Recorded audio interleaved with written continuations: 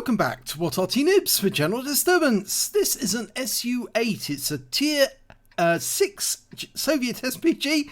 It's located on the north spawn of Murovanka and it's under the command of Darknamja. Okay, game started. Didn't get much of a countdown there. Now this video came across, or this replay rather, came across my desk this evening. Only a short while ago, and I thought, well, I've got to do this replay because this is absolutely excellent. And you can see this beautiful new skin, the SU-8 skin by Jazzy. She's actually been redoing all our skins up to top standard, and it's got our logo on the side. It's beautifully recreated. Absolutely adore her skins, they're really great. She does do other skins, by the way. If you are interested, get in contact with her. She's got a Facebook page and we will put the link down below so you can actually get to it. The SU-8 is based on the T28, so it's quite nippy. It was never actually put into production though, unfortunately, because the T28 production line stopped before they could start making these. But it's got a 152mm howitzer, and that's capable of 600 alpha, which means that this Arty actually has a higher DPM than the M44. Now, Darknamja knocks down a tree to get more cover. I don't think that will get spotted by the enemy. So he's right at the corner next to the water. Okay, from this position he can attack the magic forest, and he's got a Striv 74 as his first target. Lining him up, rounds out, and it was a splash for 69. Now it's quite a fast reload, so it's not going to be long before he's ready to shoot again. 17.3 seconds. He's not using premium consumables. Mario Kart there. And there's the Striv 74 again. Lining him up. Oh, he stopped for a moment. Now he's working out where he's going. And we've lost sight of them because there's nobody close except the Type 64. And we've finally got sight of the Striv. Now there's lots of ridge lines there, that's why there's a red line directly ahead. The shell would hit the ridge line before it hit the Striv. Oh, there's that Mario Kart again.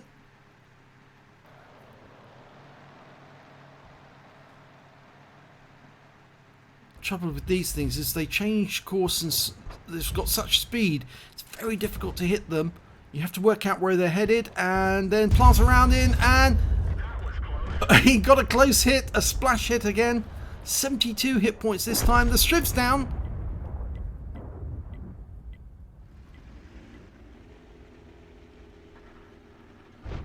Okay, there's the Britannia Panther. Everyone saw that at Tank Fest. Oh, that was a direct hit on him. 235 off that shot. Now, people do ask, what sort of mods do you use on the replays? Well, they're Aslains mods, and I picked them specifically with Arty in mind. So you've got an aim counter, which actually tells you until you're fully dialed in. That really does help if you're an Arty player, because you need to know how long until you've got a perfect shot. Fires at the Mario Kart. 49 hit points off him that time from a splash.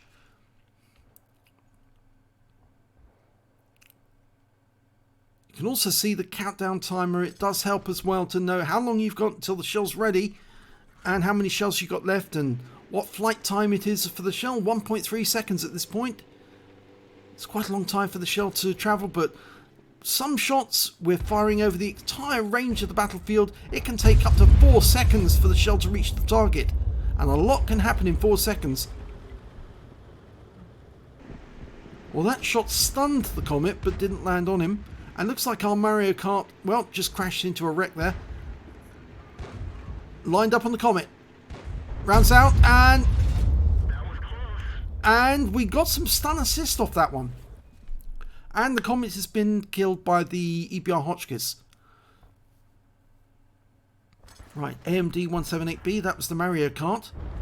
And up to the north, and they're doing well on the north, on the west side of the battlefield. We've got the Spar Panzer and the T29. We're going for the Spar Panzer. Nope.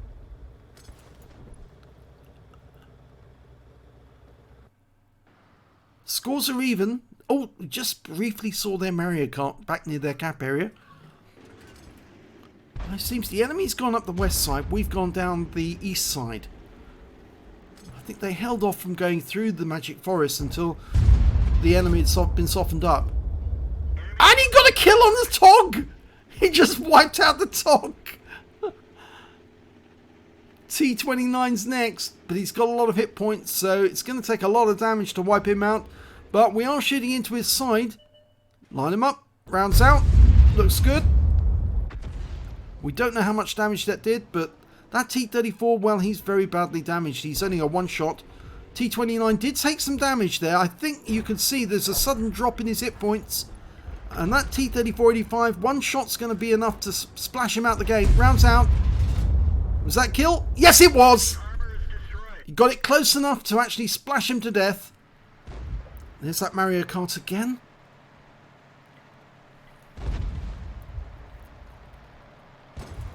We've already had 2 shots on that Mario Kart. We're loaded, ready to go. Work out where he's headed. And fires around in. No, too far north. 2 enemy tanks have been seen in the south. Well, one of them's an SU-8, our counterpart, and the other one's a T-78. There's the SU-8.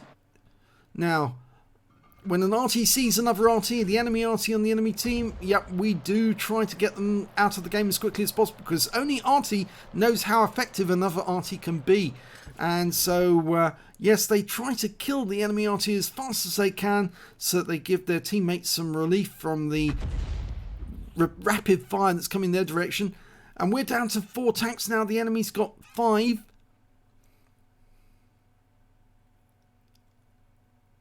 In fact, the only guy we've got in the south is an ARL-44, and he's just found the Sparpanzer. And the Sparpanzer's been tracked. We fire a not a fully dialed in shot there at the Sparpanzer. I'm not sure if we got a hit there. In fact, it looks like our ARL was actually hit by RT round because he was stunned. And we've lost the ARL. So it's down to 3 of us now. We've got a Striv 4257 in the south. The EBR who's up near the enemy now, the Sparpanzer, and he's just taken out him. So he's gone. Now we need to get that T29 dialing in. Rounds out. Oh, he's pulling back. That'll probably splash him, maybe stun him. No, it didn't do anything at all. And now we've lost sight of him because the EBR's too far away. And in the meanwhile, well, T-78's attacking our Striv, who's finished him off.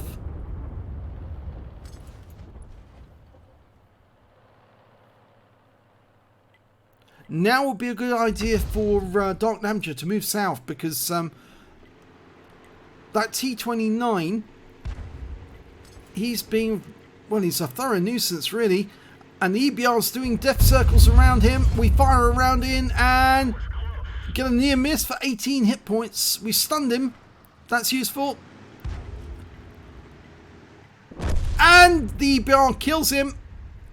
So there's only 2 enemies remaining. The SU-8 and a Churchill 7. We don't know where the Churchill 7 is.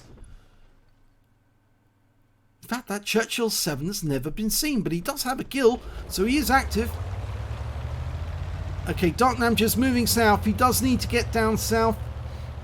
Not only to shorten the flight time between him and the target, but also to assist his team to cap out, because there's 6 minutes 10 seconds left on the cap. And it looks like we're going to have to force the enemy to come to us.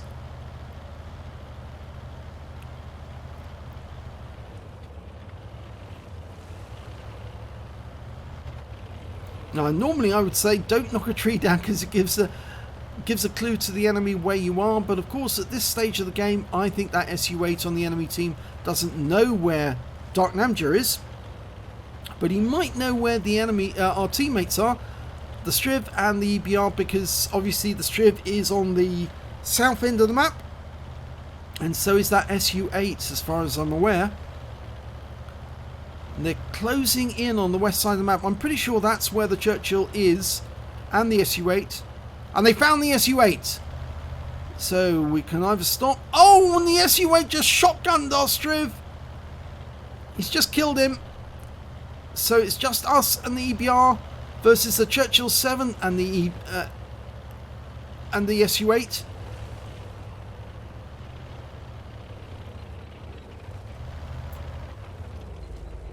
EBR's found the SU-8 and killed him. So it's just that Churchill 7 left. And since the EBR didn't find him in the south, he might actually be in the north. He might be up, he might have gone up the 1 or 2 line towards our cap.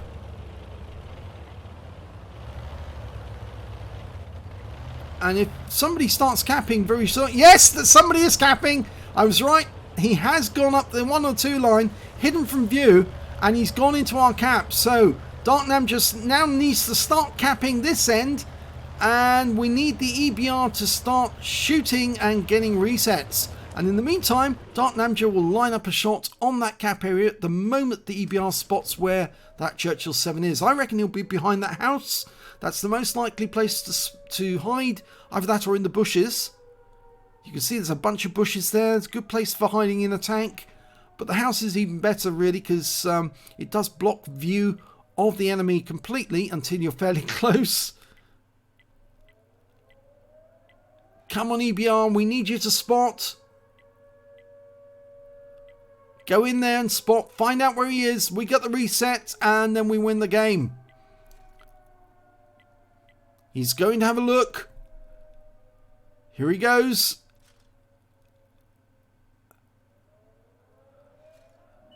There he is. He is behind the house. Now, splash hit will be enough to do that. Get the reset, and when he got a close shot, he didn't get a reset though. And now the Churchill 7 is exposed. We're almost ready to shoot another round. This time round, we will get the reset. And he's pulling out the cap. He just pulled out the cap and he's given the game away. In doing so, he took out the EBR, but we put a round into him. We tracked him. He can't cap out now. It's too late, and it's too late for him to get back this way. So we're going to cap out and win at the other end. And this is going to be a victory for Darknamja in the SU-8. 5 seconds. 4, 3, 2, 1. He's done it. He's won. He's capped out for his team and won the game. So let's have a look at the end of battle stats for this one. This is going to be interesting. Oh my god, look at this. Not only did he get a second class tanker and a bruiser medal for getting at least 5 critical hits, he got 12. He got a Confederate for hitting more of the enemy than anyone else on his team. He got a Raider medal and an Invader one as well. The enemy never saw him throughout the entire battle, and he capped out to win and got at least 80 cap points in the process. Wow, these Raider Invader combinations, you don't get them that often, but when you do, it's very satisfying because it means you were very stealthy. They never saw you. You were completely dark to them, but you still won the game with an Invader medal. It means you capped out and you saved your team at the last minute. Yep, you really did. So fantastic game there by Darknamja. Saved his team, won the game for them, and also hit more of the enemy than anyone else on his team. Let's have a look at the end of battle stats. Team score, 12,045 hit points of damage. He didn't get the highest damage. That actually went to the Tiger Porsche on his team and the T29 on the enemy team. 2,470 hit points for him, 2,143 for the Tiger Porsche. And then the next high score after that was the Sparpanzer with 1886, and then our Hotchkiss, who unfortunately did get killed at the end by the Churchill 7. When it came to kills though, it was the Hotchkiss who did the best. He got 4 kills in total. The T29 got 3, Churchill 7 got 2 kills, and so did Darknamja. And when it came to base experience points, it was the Tiger Porsche who did the best. 886 goes to him, 845 to that Hotchkiss EBR, and 758 to Darknamja in the end. He fired 18 rounds, got 5 direct hits, no penetrations, but 12 splash.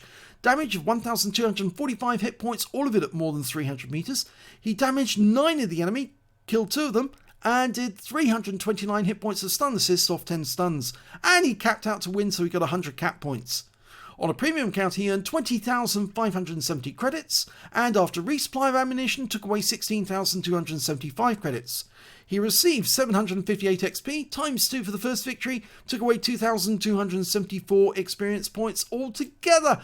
Brilliant game there by Darknamja, saved his team, won the game for them. I'm sure that they were very happy at the end that they did win when they were actually at a disadvantage towards the end, but then they turned it the other way round, found some of the enemy tanks, killed them off, and then it was 2 against 2, and then finally it was 1 against 1.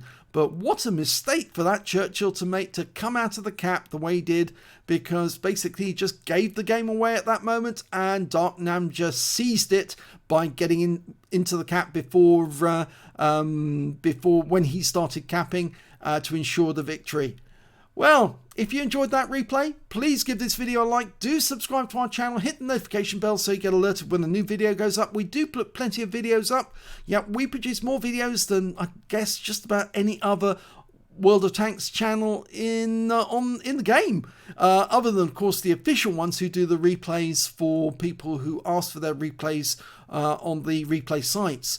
But yeah, we do a whole host of replays, Arty, tanks, you name it. We've got Unicum players who send their replays to us, and we love doing their games as well, because it just tells us exactly how we should be playing the game to get the high scores.